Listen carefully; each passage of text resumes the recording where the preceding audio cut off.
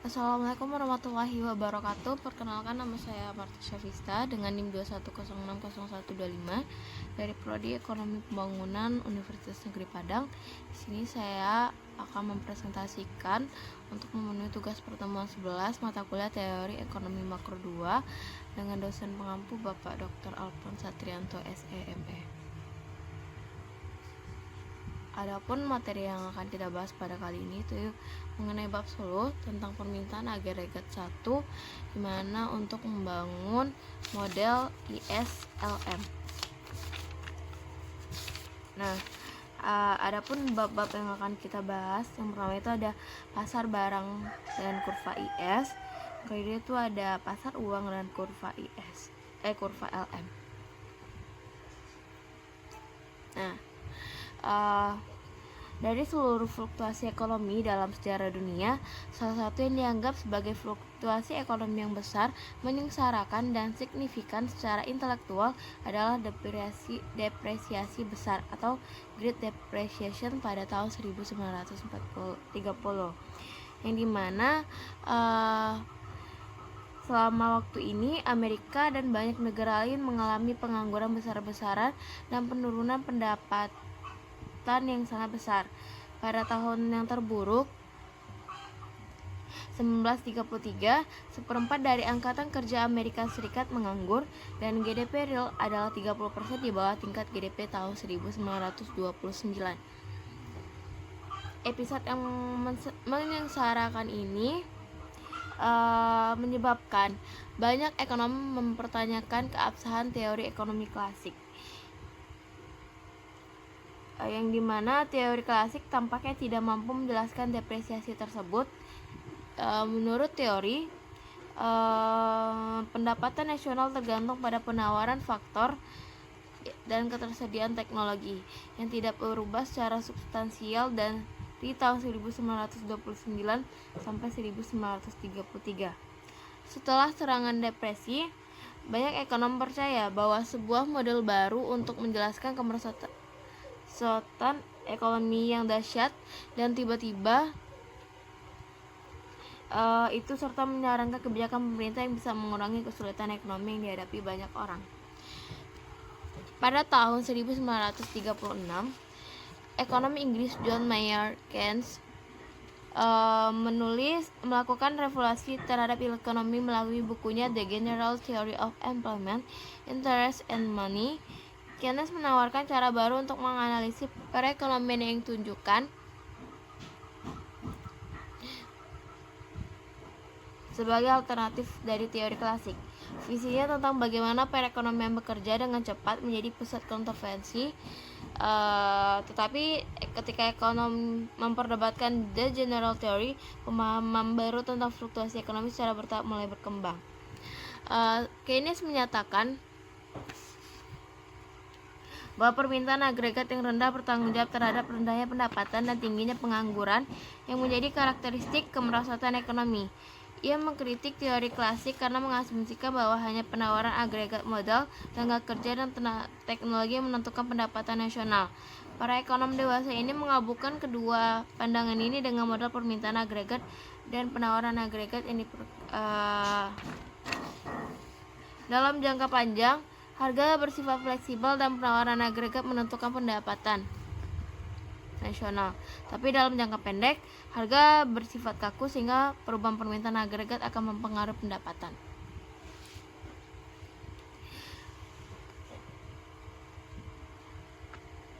Model permintaan agregat yang dikembangkan yaitu model ISLM adalah interpretasi terkemuka dari teori Keynes, yang dimana tujuan dari model tersebut adalah untuk menunjukkan apa yang menentukan pendapatan nasional pada berbagai tingkat harga. Ada dua cara memandang masalah ini. Kita bisa memandang model ISLM sebagai model yang menunjukkan apa yang menyebabkan pendapatan berubah dalam jangka pendek ketika tingkat harga adalah tetap.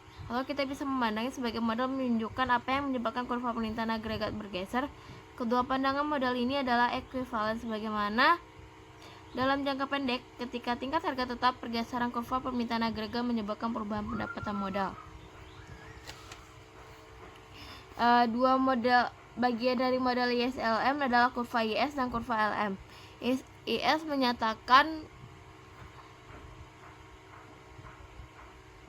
investasi dan tabungan serta kurva IS menyatakan apa yang terjadi pada barang dan jasa yang pertama kali, sedangkan LM menyatakan likuiditas dan uang, serta kurva LM menunjukkan apa yang terjadi pada penawaran dan permintaan terhadap uang.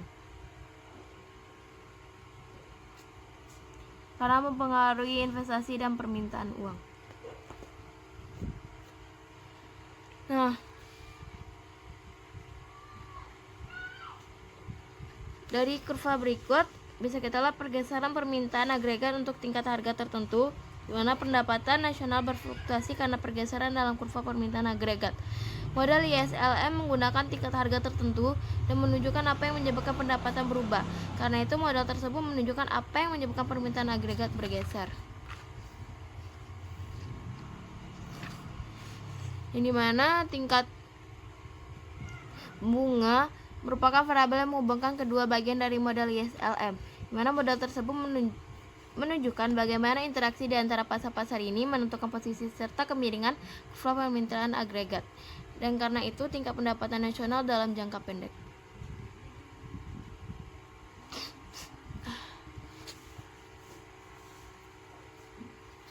Selanjutnya itu A, pasar barang dan kurva IS. Kurva IS menyatakan hubungan antara tingkat bunga serta tingkat pendapatan yang muncul di pasar barang dan jasa. Untuk mengembangkan hubungan ini, kita mulai dengan modal dasar yang disebut perhitungan Keynesian atau Keynesian Cross. Model ini adalah interpretasi paling mudah dari teori pendapatan nasional Keynes yang merupakan kerangka untuk model ISLM yang lebih kompleks dan realistis. Yang pertama itu perpotongan Keynes. Perpotongan dalam The General Theory, Keynes menyatakan bahwa pendapatan total perekonomian dalam jangka pendek sangat ditentukan oleh keinginan rumah tangga, perusahaan dan pemerintahan untuk membelanjakan pendapatannya. Semakin banyak orang yang mengeluarkan pendapatannya, semakin banyak barang dan jasa yang bisa dijual perusahaan. Semakin banyak perusahaan menjual, semakin banyak output yang akan mereka produksi dan semakin banyak pekerja yang akan dikerjakan. Jadi masalah selama resesi dan depresi menurut Keynesian adalah pengeluaran yang tidak cukup. Perpotongan Keynesian adalah sebuah upaya untuk membuat model ini dari pandangan ini.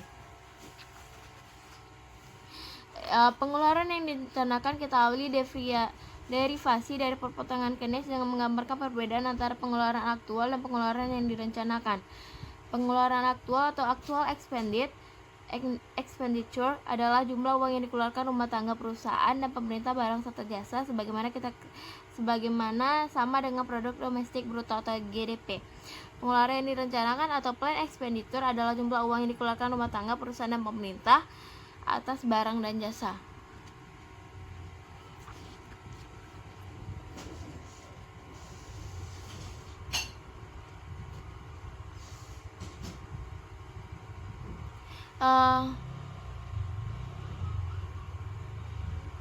Perekonomian ada di equilibrium bila pengeluaran aktual sama dengan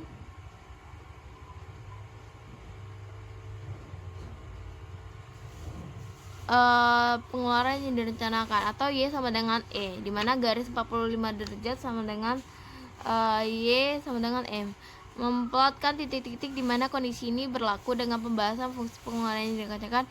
Diagram ini menjadikan perpotongan Keynes.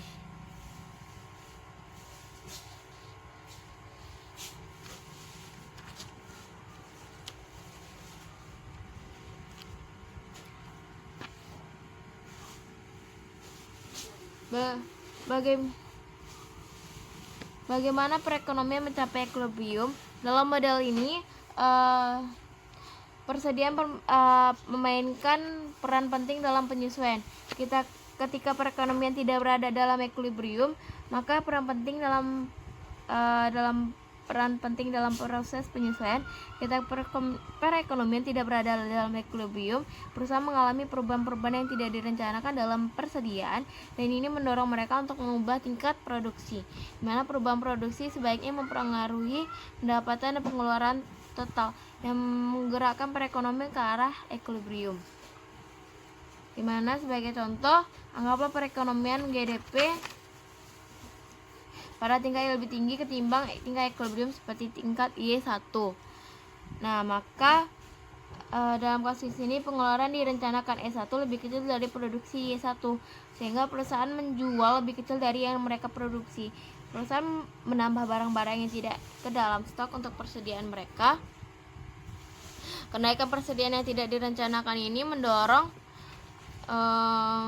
perusahaan untuk memberhentikan pekerja serta mengurangi produksi. Dan tindakan ini akan menurunkan GDP. Nah, proses akumulasi persediaan dan turunnya pendapatan yang tidak diharapkan ini terus berlangsung sampai pendapatan Y turun ke tingkat equilibrium. Demikian pula, anggaplah GDP berada pada tingkat yang lebih rendah daripada tingkat equilibrium, sebagaimana tingkat Y2. Dalam kasus ini,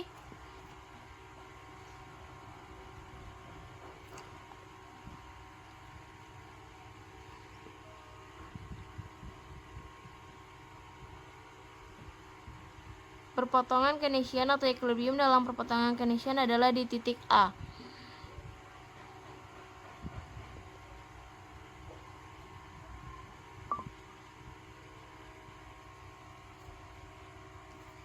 Kebijakan fiskal dan pengganda pemerintah belanja pemerintah. Yang mana perhatikan bagaimana perubahan-perubahan dalam belanja pemerintah mempengaruhi perekonomian. Karena belanja pemerintah adalah salah satu komponen pengeluaran, maka belanja pemerintah yang lebih tinggi mengakibatkan pengeluaran yang direncanakan lebih tinggi untuk semua tingkat pendapatan. Jika belanja pemerintah naik sebesar AG, maka kurva pengeluaran yang direncanakan bergeser ke atas sebesar AG, sehingga equilibrium perekonomian bergerak dari titik A ke titik B. Bisa kita lihat grafis ini menunjukkan bahwa kenaikan belanja pemerintah mendorong adanya kenaikan dalam pendapatan yang lebih besar, yaitu sigma Y adalah lebih besar dari sigma G. Rasio sigma Y per sigma G disebut pengganda belanja pemerintah atau government purchase multiplier. Rasio ini menyatakan seberapa besar pendapatan meningkat dalam menanggapi kenaikan $1 dalam belanja pemerintah. Implikasi dari perpotongan Keynesian adalah bahwa pengganda belanja pemerintah lebih dari 1.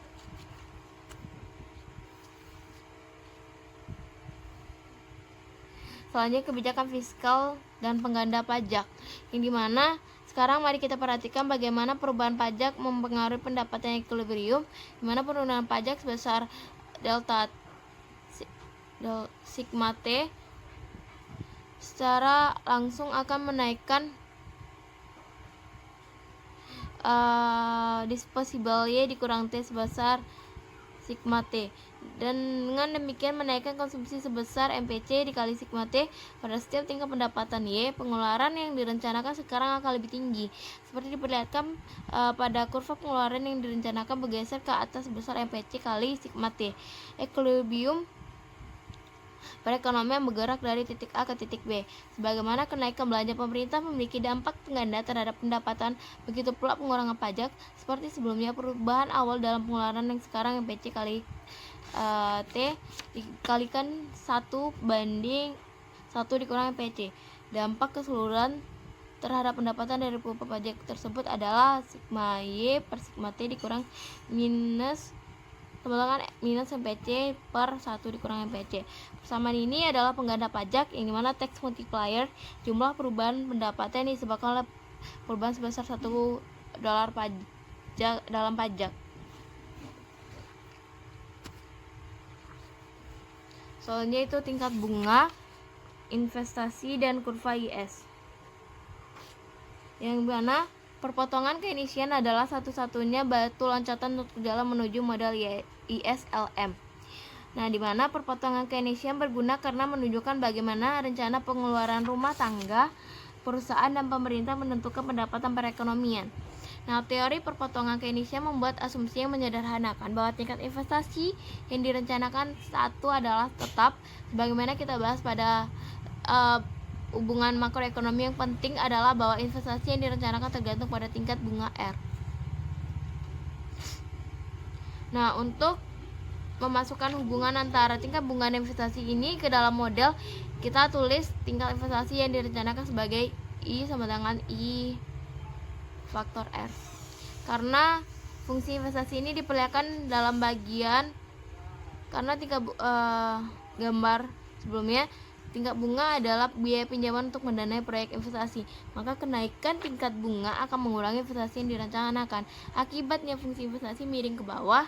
Untuk menentukan bagaimana pendapatan berubah ketika tingkat bunga berubah, kita bisa mengkombinasikan fungsi investasi dengan diagram perpotongan Keynesian. Karena investasi berhubungan terbalik dengan tingkat bunga, maka kenaikan tingkat bunga dari R1 ke R2 mengurangi jumlah investasi dari I faktor R1 dikurang dari I faktor R1 ke I faktor R2, pengurangan investasi yang direncanakan. Nah, bagaimana kebijakan fiskal menggeser kurva IS? Nah, kurva IS menunjukkan pada kita untuk tingkat bunga seberapapun tingkat pendapatan yang mendorong pasar barang menuju equilibrium. Sebagaimana kita pelajari dari potongan Keynesian, tingkat bunga pendapatan juga tergantung pada belanja pemerintah G dan pajak T.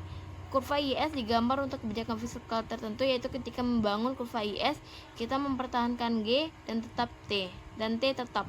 Ketika kebijakan fiskal berubah, kurva IS bergeser.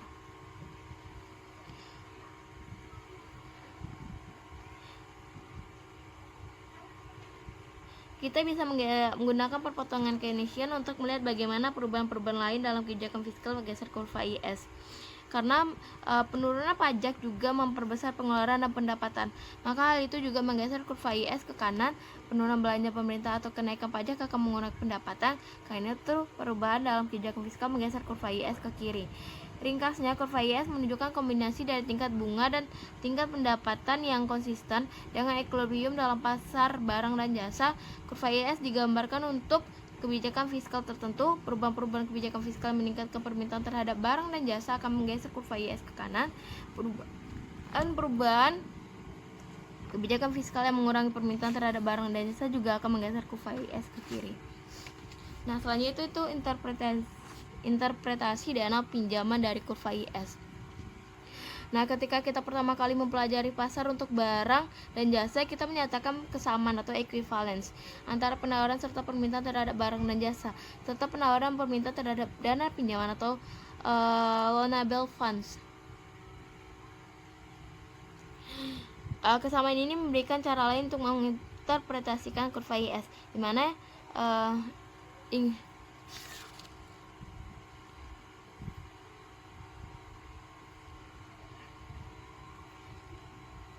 mana sisi kiri dari persamaan menunjukkan bahwa penawaran atas dari dana pinjaman tergantung pada pendapatan dan kebijakan fiskal.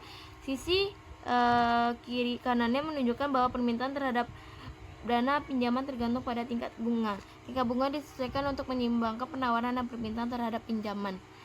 Nah, sebagaimana yang kita bisa menginterpretasikan bahwa kurva IS menunjukkan tingkat bunga yang menyeimbangkan pasar dan pinjaman pada tingkat pendapatan berapapun. Ketika pendapatan naik dari Y1 ke Y2, tabungan nasional yang sama dengan Y dikurang C dikurang G naik, di mana konsumsi meningkat lebih kecil dari pendapatan karena kecenderungan mengkonsumsi marginal kurang dari 1. Sebagaimana ditunjukkan pada bagian sebelumnya, naiknya penawaran dana pinjaman mendorong turunnya tingkat bunga R1 ke R2, dimana kurva IS dalam bagian hubungan ini mendapatkan pendapatan yang lebih tinggi, menunjukkan tabungan yang lebih tinggi, dan pada akhirnya menyebabkan tingkat bunga equilibrium yang lebih rendah. Untuk alasan ini kurva IS miring ke bawah.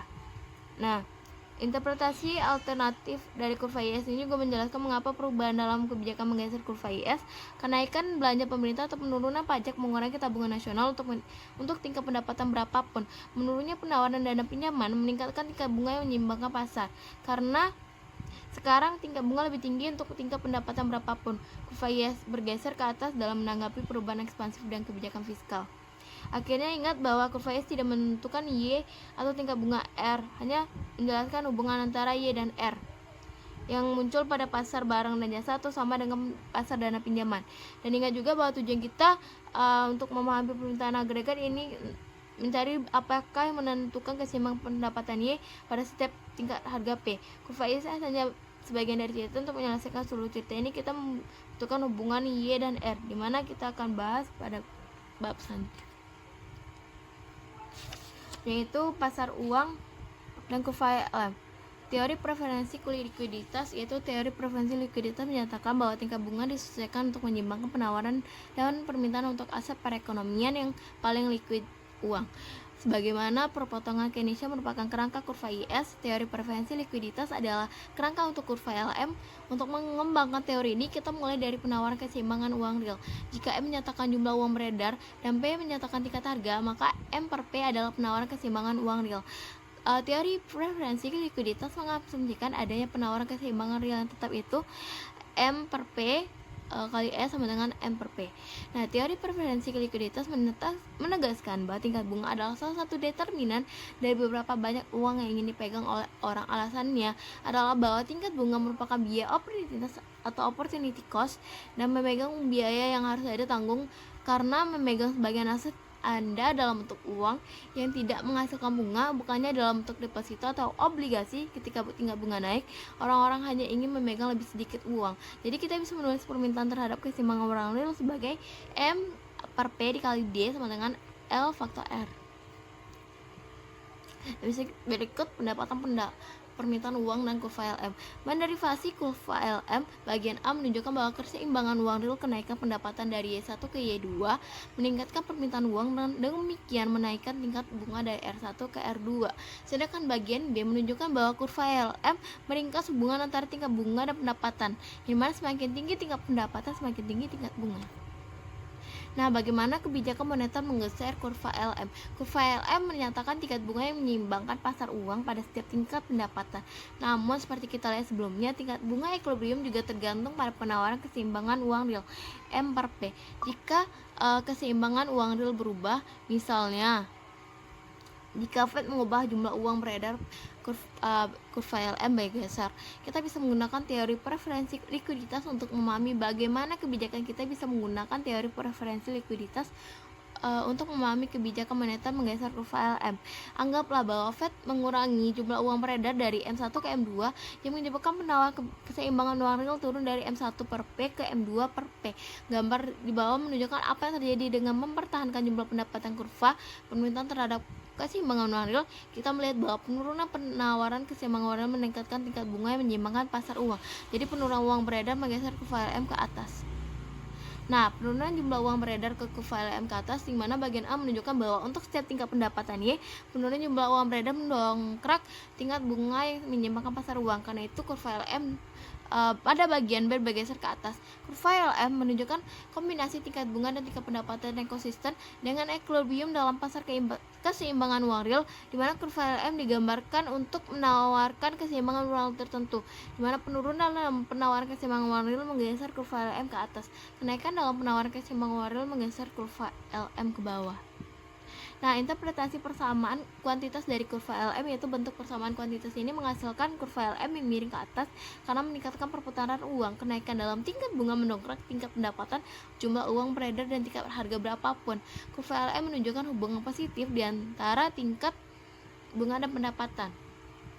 Persamaan ini juga menunjukkan mengapa perubahan jumlah uang beredar menggeser kurva LM. Untuk setiap tingkat bunga dan tingkat harga, jumlah uang beredar dan tingkat pendapatan harus bergerak bersama-sama. Jadi, kenaikan jumlah uang beredar menggeser tingkat pendapatan kurva LM ke kanan, dan penurunan jumlah uang beredar menggeser kurva LM ke kiri. Ingatlah bahwa kurva LM ke kanan dan penurunan jumlah uang beredar menggeser kurva LM ke kiri, bahwa persamaan kuantitas hanyalah cara lain untuk menunjukkan teori yang berada di belakang kurva LM. Nah, persamaan interpretasi teori kuantitas dari kurva LM ini secara substantif adalah sama seperti interpretasi yang diberikan oleh teori preferensi likuiditas. Dalam kedua kasus, kurva LM menunjukkan hubungan positif antara pendapatan dan tingkat bunga yang muncul dari pasar uang. Terakhir, ingatlah bahwa kurva LM dengan sendirinya tidak menentukan pendapatan ini atau tingkat bunga R yang berlaku pada perekonomian. Seperti kurva IS, kurva LM hanya merupakan hubungan di antara kedua variabel endogen ini. Untuk memahami keseimbangan perekonomian keseluruhan pada tingkat harga tertentu, kita harus memperhatikan keseimbangan pasar barang dan keseimbangan pasar uang. Karena itu kita harus menggunakan kurva IS dan LM bersama-sama. Oke, sekian presentasi dari saya. Banyak kurangnya mohon dimaafkan, karena yang sempurna, karena kita hanya manusia, dan pokoknya sekian dari saya ucapkan terima kasih. Assalamualaikum warahmatullahi wabarakatuh.